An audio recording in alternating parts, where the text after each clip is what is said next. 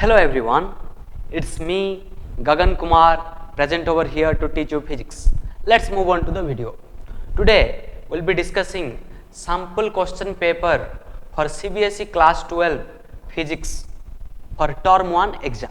Here in sample question paper CBSE class 12 physics for term 1 exam we have MCQ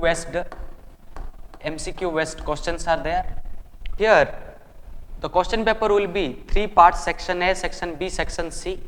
Section A will contain 25 questions, section B will contain 24 and section C will be containing 6 questions. So from 25 you have to attend only 20 in the section A.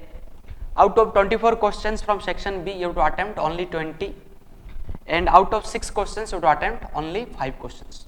So total you have to attempt 45 questions.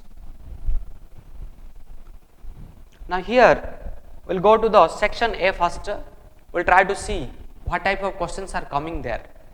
Only first 20 will be evaluated. Suppose you attended 22 questions, then serially they will check, first 20 questions will be evaluated for your answer. Now see your question number first. So in the question number first they are telling which of the following is not the property of equipotential surface. So all of you know what is equipotential surface. So equipotential means equal potential. That's why the name is given equipotential. Here they are telling some properties here. They do not cross each other. The rate of change of potential with distance on them is 0. For a uniform electric field, they are concentric spheres, they can be imaginary spheres. So it is given like this. Now see here, they do not cross each other.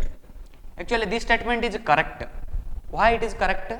Now because equal potential. Suppose here one surface is there, its potential is 10 volt. Here one surface is there, its potential is 20 volt. In this surface, suppose you understand this is a surface, this is also a surface, 10 volt, 20 volt. Suppose at each and every point in the surface, each and every point your potential is same. That is the meaning of equipotential, equal potential. At each point potential is same. So here also 10 volt, here also 10 volt, here also 10 volt. Here also 20, here also 20, here also 20. But if these two lines will cross each other, then what will happen? There will be some problem will come. What problem? Now 10 and 20 will mix, something like that. So we cannot define particularly what is that point potential. So that's why it is never possible that they should cross each other. So that's why they do not cross each other. So this statement is basically correct. Now but here it is asking actually not correct. Now the rate of change of potential with distance on them is 0. Now see, suppose here this is x equal to 0. This is your x equal to some 1 meter. Now see here, if you are going in this direction from 0 to 1 meter, your potential is same, because equipotential surface at each and every point potential is same.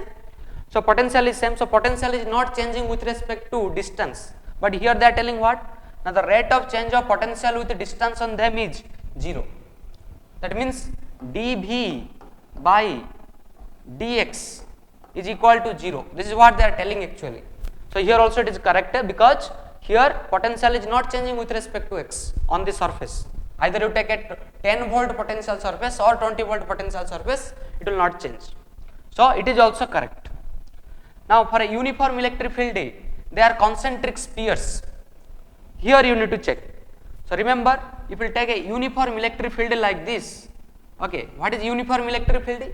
Straight, parallel, equispaced lines are called uniform electric field. So here this distance is d, this distance also d.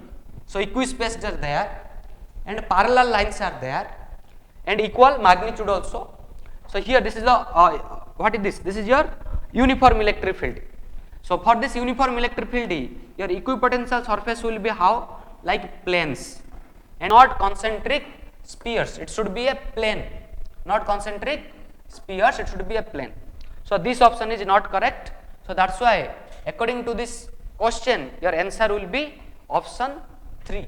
because they are asking not character, not property. So this will be. Now they can be imaginary spheres. Yes.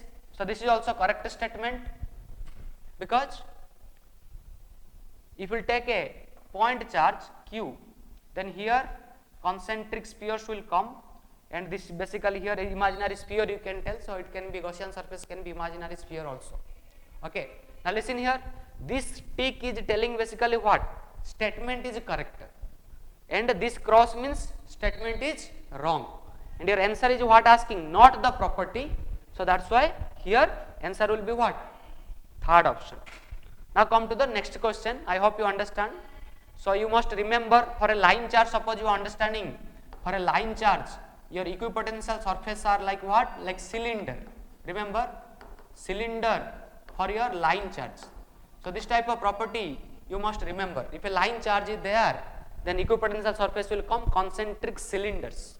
Understanding? Okay.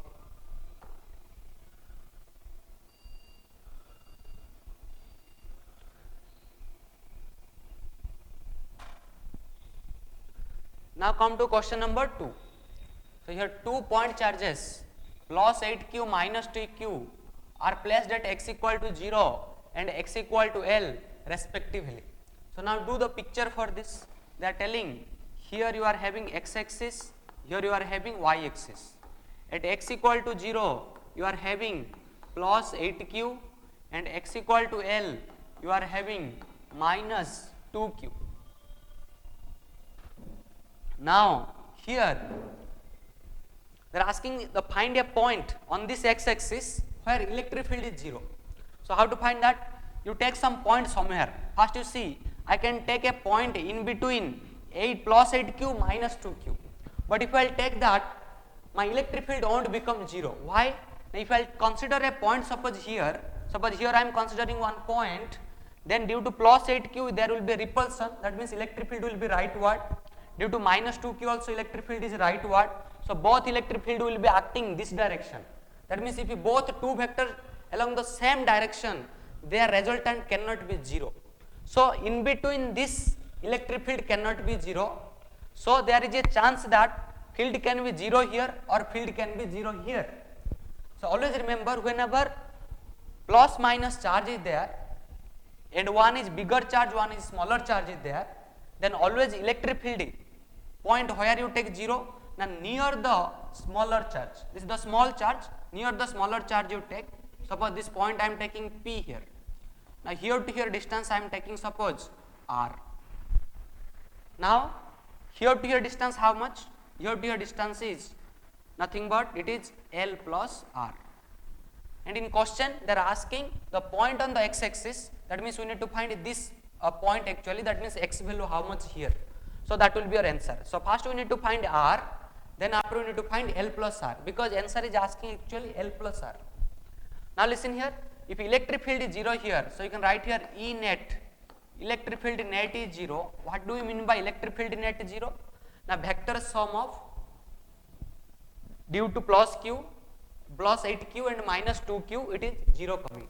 That means here vectorically due to plus q, I can plus 8q I can take electric field as 1, suppose this is the charge number 1, and due to charge number 2 I can take electric field like this, it is attractive, it is your E2, and this E2 are opposite direction, now they will cancel each other, so electric field will become 0. Now here what I can write? Now here so their opposite direction already there due to plus and minus charge you are understanding, and if magnitude same their electric field 0. Now here what I will do? Now here I will take a electric field due to plus 8q is plus 8q, k will be there, divided by this distance is nothing but L plus R, so L plus R square, and here due to 2q it will be k. Okay, here you take 2q, don't take minus and all, because magnitude you are writing, so plus minus don't need to write also. So here you write it is R square, because here to distance is R. Now here k getting cancelled. Now here 2q will cancel 8q as 4, that will become 4R square equal to L plus R whole square. Now here you take root, to take both sides take root. Okay, don't calculate L plus R whole square. Don't calculate L plus R whole square. You take a root both side. It will be easy to solve. So it will become 2R equal to how much? L plus R. Now here it is becoming 2R minus R equal to L. Then how much R coming? R is L.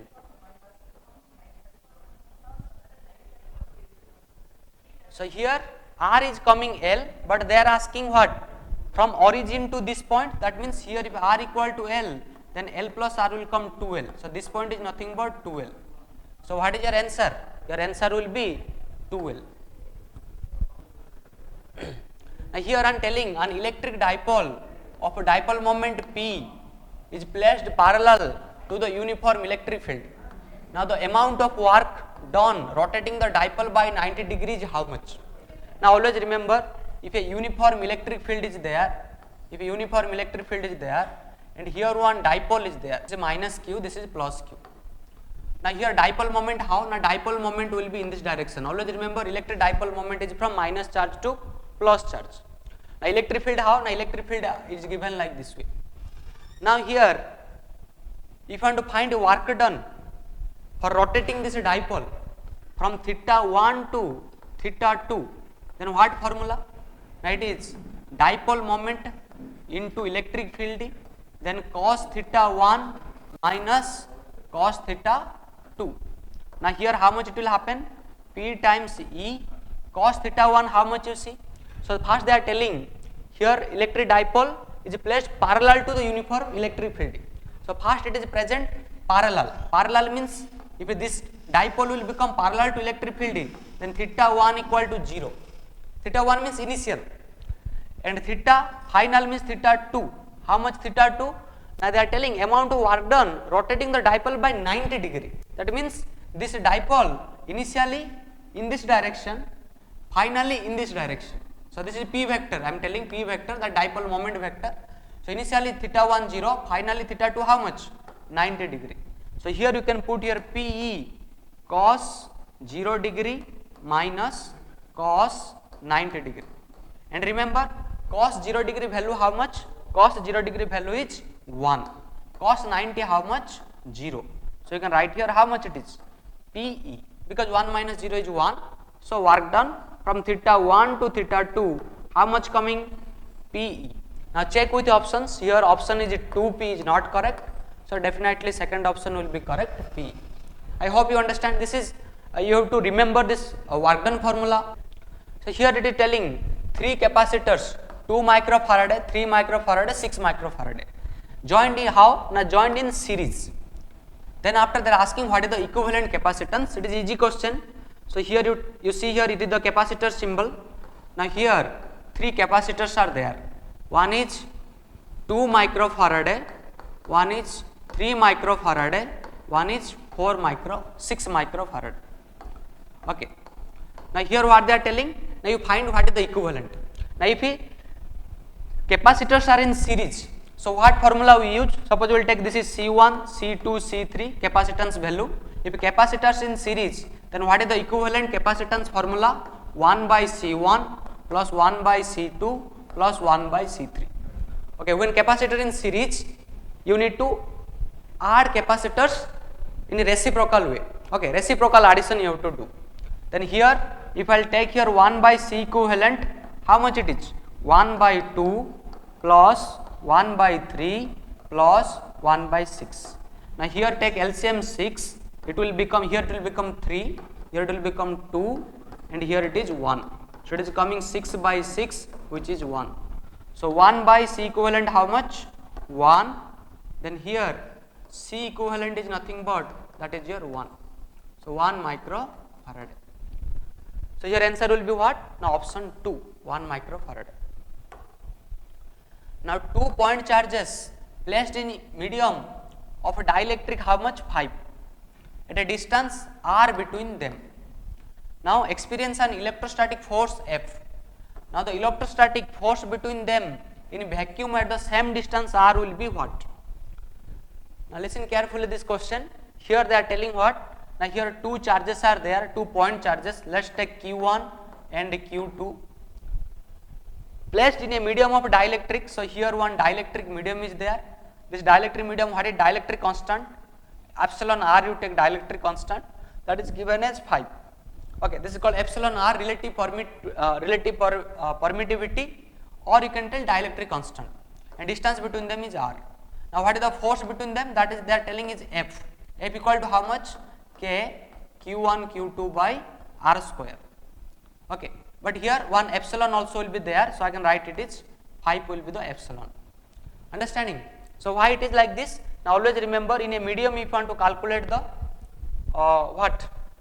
Coulomb's force, then after that force is nothing but this is the AR formula. If charges are in AR divided by 1 epsilon r, that is called dielectric constant. Now here this is nothing but this is what I told, it is force in AR. So this is the force in AR, so you can write this is force in medium. So force in medium, so how much coming force in AR? Force in AR is nothing but 5 times force in medium. So in force in medium, force is nothing but they have given as F. So force in AR is nothing but 5 times F. The simple question, so here you check, answer will be option A, 5 times F. And always remember, whenever Coulomb's force you are finding in a medium, always force will be less value, but you are finding AR, it will be more value. Okay, because epsilon r is always greater than 1. So that's why Coulomb's force or electric field also in a medium it decreases. It decreases by a factor how much? Epsilon r. Okay, so also I am writing here, remember this formula, F medium if you want to write, this is nothing but F AR by dielectric constant. Similarly electric field also, electric field in a medium is nothing but electric field in AR divided by epsilon r. Okay, two things remember, they can ask also for electric field. I will go to the next question. Now here, which of the following statement is true for Gauss law? Now listen here, they are telling first statement is all the charges whether inside or outside the Gaussian surface contribute to the electric field. This statement is actually incorrect. Why incorrect? Because Gauss law tells whatever charge is enclosed, okay, any surface you take, whatever enclosed charge, that enclosed charge always we need to include. We should not include outside charge. Understanding? Always you took inside Gaussian surface. This is all are a Gaussian surface. Always you take enclosed charge means inside charge. So this statement is not correct. Then after electric flux depends upon the geometry of Gaussian surface. It is also not correct. So whenever we are taking a Gaussian surface, either take a cylinder or take a whatever sphere, it does not depend. So here it is also not correct option.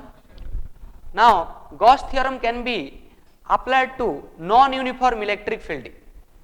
So you see, Gauss theorem is applied mostly to uniform electric field. See, so here this statement also not correct. Now the electric field over the Gaussian surface remains continuous and uniform at every point. Okay, this statement also you can take because all three are not correct, means definitely fourth option will be correct. But explanation see here, if I am taking a sphere here, now at each and every point electric field is what? Now electric field magnitude is same. Magnitude same and they are also continuous here. Okay, so that's why you can tell electric field over the Gaussian surface remains continuous and uniform at every point. Okay, but you remember if I will take another sphere here, so at this point electric field magnitude is different, but that same magnitude will be same at the bigger sphere. Okay, all over the surface. Suppose here it is 10 value, here it is suppose 20, here it is suppose 5 value. This 5 value remain constant on the surface. Understanding? So that way you can understand. So your answer will be what? For this question, if they are telling is it true, so this Gaussian surface continuous and uniform. The next question, the a capacitor plate are charged by a battery with voltage how much? Capital V. Now after charging battery is it disconnected and a dielectric slab is introduced. How much dielectric constant? K. Remember that epsilon r whatever we discussed in the previous question, epsilon r sometimes taken as K. Remember this K is a dielectric constant, but sometimes see that K also another K we write, that is what? 1 by 4 pi epsilon naught. This K, that K is totally different. So to distinguish that, always what you give, this 1 by 4 pi epsilon naught K, you give always a small k, and epsilon r you give capital K. Like small k you write K only, but small k write, that you write capital K. Okay, so you can distinguish in your notebook also or while solving problems also. Now Here you see the potential across the plates of capacitor will become how much. Now suppose this is the capacitor. In this capacitor, what is happening? Now here it is connected to a potential how much? Potential V. So here capacitance how much? C. Now this battery will give the charge Q. This charge is flowing Q here. Then I can write how much Q? Q equal to C times V. This one already you know. Now here next thing what happening? Now next thing, if a K dielectric constant is introduced to here, then what will happen? Battery disconnected. Now battery disconnected. Now here one dielectric constant how much? K is introduced. If a K is introduced, then what will happen? This charge will not change anything. Charge will be same. Q equal to how much? CV you can write. Charge will be same. And here this suppose here that final charge you are telling how much? Q prime. That will be like that only. This Q will be same. But here what will happen? Now here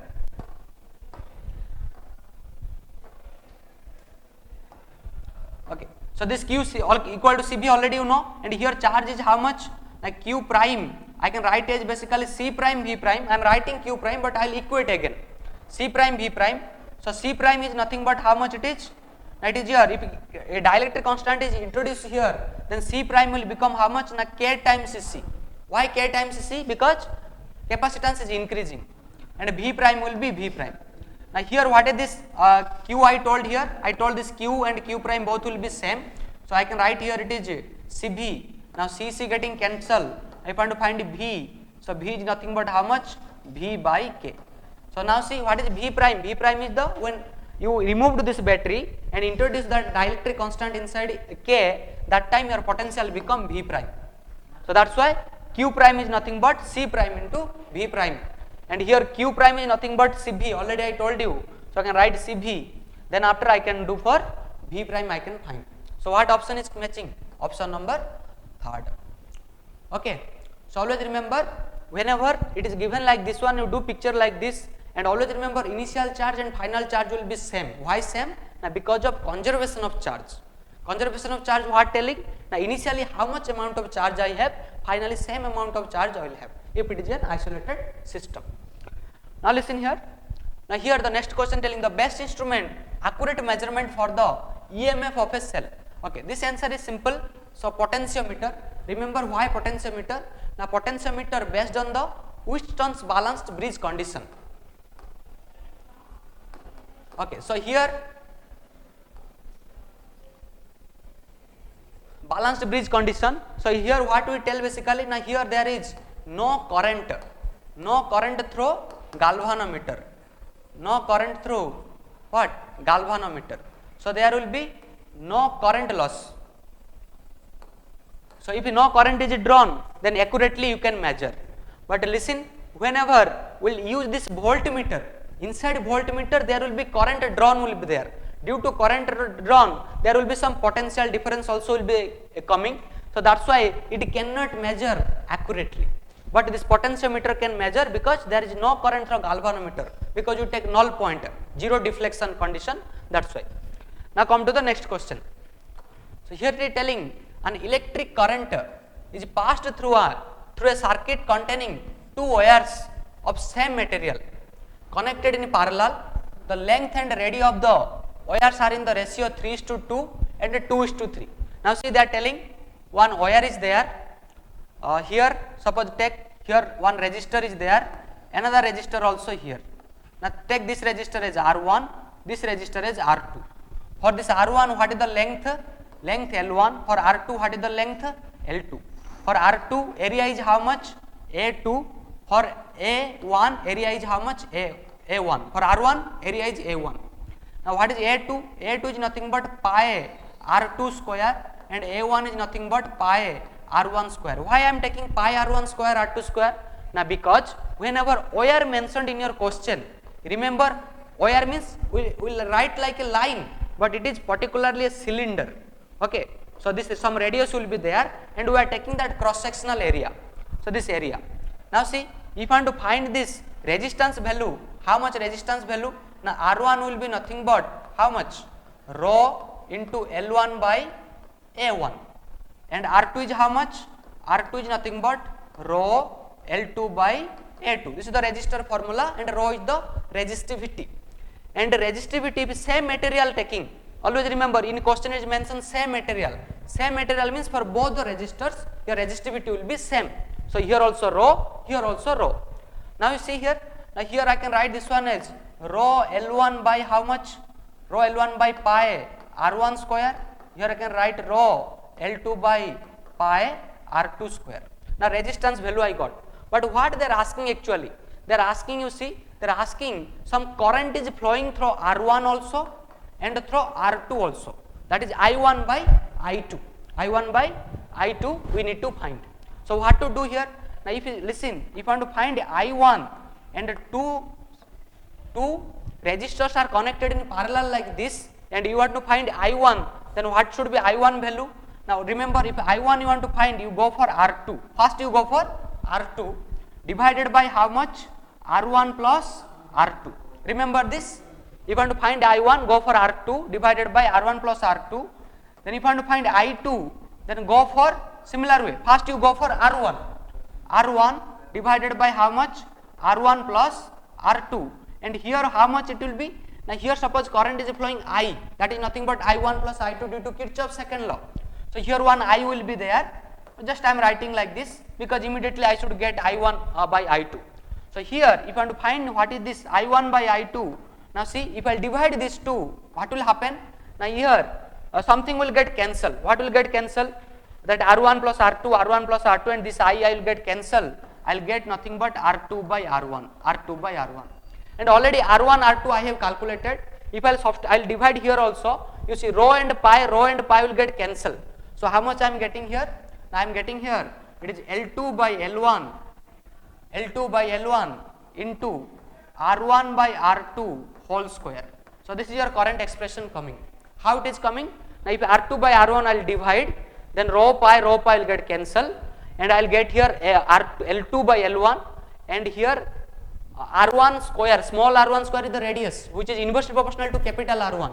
So that's why it will become R1 by R2 whole square. Now see, okay, because first wire I will consider as L1, second is L2. So they have given here what? L1 is to L2 ratio is nothing but 3 is to 2. But I am finding L2 by L1, so I will write 2 by 3. And R1 by R2 ratio how much given? Now R1 is to R2 is nothing but, that is 2 is to 3. So it is 2 by 3 square. Now calculate this. 2 square is 4, 4 times 2 is 8, and 3 square is 9, 9 times 3 is 27. So how much answer coming? 8 by 27. Now check answer. So this will be not correct. So here option 3. I hope you understand. Okay. So here I1, I2 you must remember this way. If 2 resistor is there, this formula is correct. And if I current is coming, R1, R2 is there, you need to find I1, then go immediately for R2 divided by R1 plus R2 into whatever current coming I. Similarly for I2. Okay. Now come to the next question. So here by increasing the temperature, the specific resistance of a conductor and a semiconductor, what happens? Here some options are given.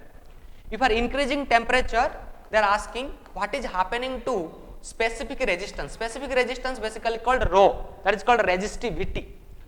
So here remember resistivity, normally you can write what? Now resistivity is nothing but rho naught 1, okay, plus alpha delta T. What is delta T? Temperature difference.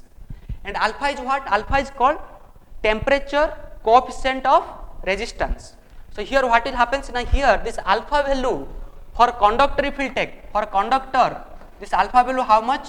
For conductor alpha value is positive, and for semiconductor if we will consider semiconductor or insulator, semiconductor your alpha value is negative. Now see, for conductor what will happen? If alpha is positive, this term will come positive. Now here if temperature increasing, then resistivity will increase. Now for semiconductor alpha is negative, so here what will happen? If negative I will put, then if temperature is increasing, then extra one term whatever here it will become negative, that means it will decrease. So resistivity will decrease. So here what I can write?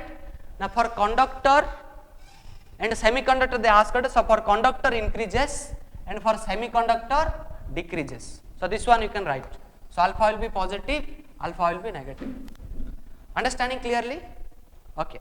So you remember, for insulator also alpha is negative. That also. So thank you all of you. Keep watching the video. We'll be uploading more videos on this particular sample questions.